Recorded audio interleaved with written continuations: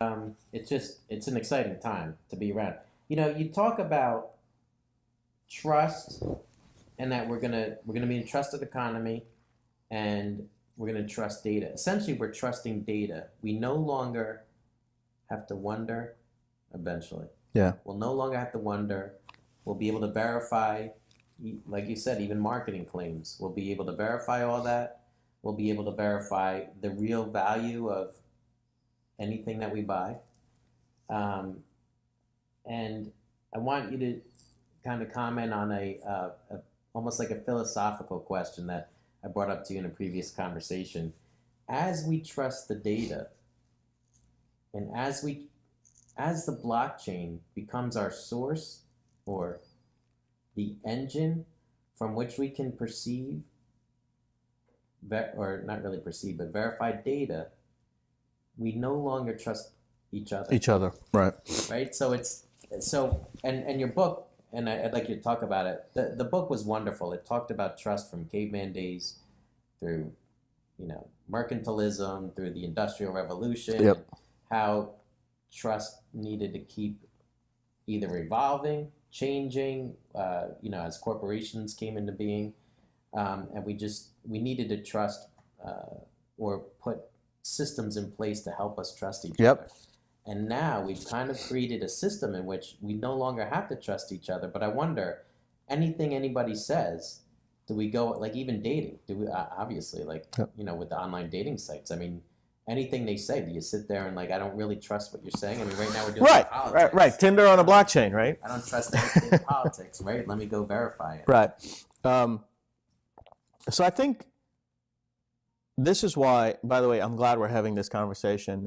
And I love the fact that we're having this discussion because you're not that structured and I'm not that structured, so we can truly get to the meat of the matter. I hate to go into conversations where people send me the list of questions 3 weeks before, and these are the ones they want to ask, right? So this is fantastic. Right, I'm getting these for the first time. I don't know half of them. So I think, look, this is why I think this protocol and this conversation today is so germane to the human existence. Because it's going to change and challenge a lot of things we believe about our species. And that's why I took the time to go all the way back to like the caveman in the book to figure out how were we trusting before we started to sort of trust the way we trust today. And there was a line in the book that says, "In data we will trust, as opposed to in God we trust." Right? And obviously that was a little too exciting, if I may, to include there. But we are at a point right now where there's a paradigm in front of us. And because of the internet, and because of videos and media and Twitter and blogs and online websites and online radio shows, we, for the first time in our species, we are able to experience a big paradigm like blockchain and all have a global conversation about it. Okay? When the internet was around, when it came around, maybe a couple of thousand people were having this conversation about it in the stage that it was. Today, we have hundreds of millions of people that are having this conversation about blockchain, right? This early in the stage. So, and when electricity was discovered, maybe it was like a couple of thousand people early on, right, that were having a discussion. The printing press, maybe a couple of hundred people early on. Right. We are at a very unique stage in the evolution of our species. From my research and my perspective, I'm sure I'm wrong in some way, so I'm going to go sort of figuratively here. This is one of the first times we as a species have a paradigm in front of us that can change us fundamentally.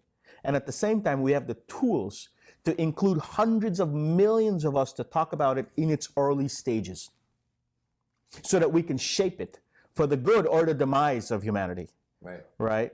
So I think we are starting to become a species that can see where we're going before we get there, especially on these large paradigms, because of the ability to have this conversation. Like when the internet in the 1980s, how would you get a couple of 100 million people to have a conversation about the internet in the 1980s? Right. Virtually impossible, right? No pun intended on virtual. So we're going to have a lot of early, what I call pontification. Because that's what we do, Yeah, right? that's the Give us a couple of beers or a couple of Yeah. glasses of wine, we're going to pontificate, right? We're going to have a lot of pontification about a lot of the non-commercial aspects of this stuff, around the ethics, right? Around an inordinate amount of power within a data set, right? Around reputational issues. Like, what if there was a mistake in my driver record, okay, where I didn't have a speeding ticket? And yes, there was some sort of mistake, but now you can't go in and erase it. You have to have a record that actually reverses it, so that when someone looks at my driver history in the future, they're going to see that, yes, I don't have any speeding tickets, but there was that one there that was reversed, and they go, ooh, how did he get it out, right? Like, you can't erase something permanently forever. There are all these fringe conversations where, without our ability for 100 million of us to pontificate on it, we wouldn't start talking about it until 50, 60 years in the future. Right. We have the luxury of pontificating early together by the hundreds of millions at a time on such a big paradigm. We're going to have to parse it out. Right? We're going to have to parse it out separately and go, okay, yes, these are things that we should worry about as material, and these are things we got to watch out for, right? To your point around this sort of inordinate amount of dependence on data, as opposed to the human aspect, right? It's sort of a cousin to the same conversation around the balance between our species and artificial intelligence, right? It's sort of the same balance. It's a cousin to the conversation around colonizing Mars, right? Like, what do we do if there's other species on other planets, right? Those are the types of things. I think we got to parse them out. Right, we got to have sort of the esoteric discussions and the socio, sort of psychological ones on the middle. But what I think we cannot deny, and we cannot continue to stick our heads in the sand, is that from a commercial perspective, consumers are largely frustrated with the amount of misrepresentation, and I don't have a better sentence for this, the bending over of the barrel so many times by large corporations and by powerful corporations today.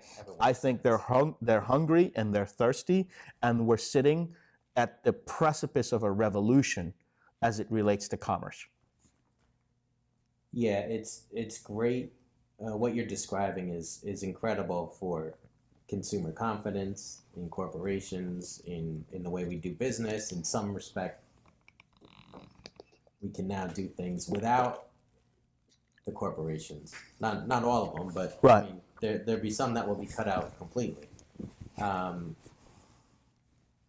you think, just staying with philosophical for a second, because you talked about the history with cavemen and trust. Do you think when cavemen first came out of their caves and had to decide on trust, other than their family, I would think that was hardwired in biologically to trust your family. Yep. When they started interacting with other beings, was there a proclivity to trust or not to trust? And was it built? Did we learn to trust, or did we learn not to trust people? Yeah. And you obviously may not know it. Yeah. What's your thoughts on that? It's interesting. I think that Human nature. I think we fall into the false narrative that we were manufactured as perfect as we think we are today. Yeah. Right? And that, prehistoric, humans, early in the sapien species, whichever tribe you think we came from, it was like 6 tribes of sapiens initially, right? That we were born with sensory things like imagination and passion and respect and things of that nature. I think it's a false narrative. We weren't born with some of the features we had today. Human 1.0, right, weren't wired up with things like empathy and trust and things of that nature. I think there are some psychological behavioral patterns that evolved over time, okay, where we started to learn how to trust. We started to learn about empathy. We started to learn about human rights and respect, right? We could argue that we're in version, let's say we're in version, I don't know, 23 today, right? We're human 23.0, right? It's an evolutionary behavior. And today, while we are sort of manufactured, where we believe some people are manufactured and they trust by default, right? These are the optimists, right? And some of us are manufactured and we don't trust by default. We're the pessimists, right? There is an undeniable reality, which is that our trust is being taken advantage of by large corporations, large institutions, large controlling powers, etc. And when you see these types of improper fractions, right? The U.S. political election this last cycle is a perfect example of that. Regardless of which side you sit on the political aisle and whether you like Donald Trump or you don't like Donald Trump, you cannot deny, as long as you can sober up your thoughts and get away from the emotions, you cannot deny that one of the best things that will come out of the elections, and I'm not going to tell you which side of the aisle I'm on, it doesn't matter. One of the best things that will come out of the elections is that we will have a more accountable media. When this is all said and done, whether this guy screws up the country completely or not, we will have a more accountable media, right? And it's a perfect example of an improper fraction where the media had so much leverage and lateral to misrepresent things the way they saw fit, that we'll get to a point of accountability. And equally guilty on both sides, Fox and CNN, right? So this is where I think, you know, to your question around, you know, will we change sort of what we are as a species as we start to trust differently? I think we've always changed it. I think we always change how we see things, right? Slavery, for example, I'm a byproduct of indentured servantship, which is slavery 2.0, right? 300 years ago, slavery was just a method of commerce. We look back at it now and we're like, wow, this is this terrible thing. And yes, it was. But at the time, it was a method of commerce. Now we've evolved. Our thoughts, our belief systems, et cetera, has evolved over time. 400 years from now, you and I are going to look back, or our great-grandchildren are going to look back at our lives and go, wow, my great-grandfather Mark, he was a slave. Right. You know, he worked for a company that he didn't own a significant amount of shares in. He got up every morning at 7 and went there, and his masters told him what to do, regardless of whether he had a better idea or not. And by the way, his salary and his bonuses went into a savings account called a 401k, which actually funded more of these companies in a capital system so that they can continue to employ each other without sharing profits with each other. It's just a method of commerce. The point I'm making is that all these things evolve over time. We were not manufactured in our early versions in prehistoric humans with everything that we have today, and it will continue to change over time.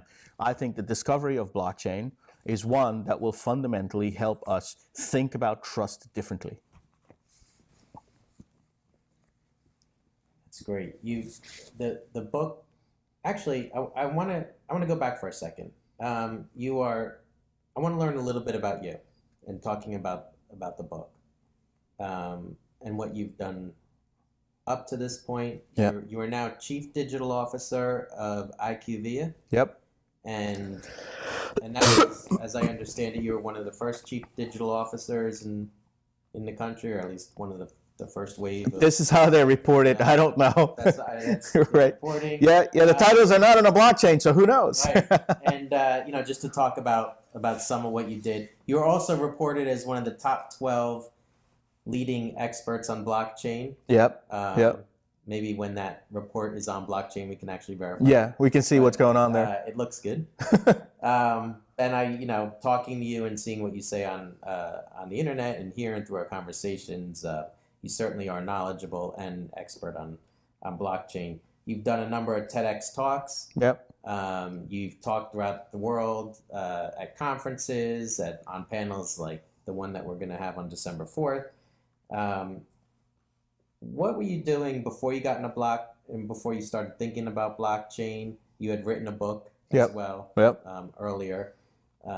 Then you wrote this book called Blockchain Trusted Companies. Yep. Tell us like how you got into it, why you wrote the book you did, why the world needed it, and you know, your evolution a little bit there. Yeah, so I'm a bit of an antibody within a host, if I may, or an antibiotic within a host, right? I migrated here at 16. You know, by 24, I was venturing. By 27, I'd exited. My mom, my brother, and I, we migrated here with less than $100 in our pockets in like 1992, right? From one of the poorest countries in the world. So my first part of my career was very surreal for me. I remember several times where I'd be in an important meeting or like on a stage somewhere, And I would look around going, these guys are going to figure out that I don't belong. Like I don't come from an Ivy League school. I don't have a trust, fund behind me. I don't have a fancy last name. At the time, I didn't have an optimal, my skin color wasn't an optimal skin color to have at the time, right, within economic circles. So I spent a significant part of my career constantly going, what am I doing here, right? And I was always sort of cool hunting, if I may. Right, whether it was cloud or mobility or AI or whatever the case is, I was always cool hunting. And I'd always sort of looked at it and go, okay, this is a better way to build a better mousetrap, or it's a faster way to build a better mousetrap, right? It never allowed me to go, man, why do we need a mousetrap, in the first place? About maybe 7 to 10 years ago, I think I finally got to a place where I started to go, okay, maybe I didn't belong here before, but I kind of fit in now. So I got comfortable with my projectile. And I started to really think, particularly since after you make a couple of bucks, you can really start to focus on what do I do, not how much do I make. Right. I really. And you matured. Right, and I matured, and I met my wife, who had a very fundamental change in how I look at myself. Wait till you have kids. Right. And I started to kind of go, okay, what do I want to do? Right? What do I want to do?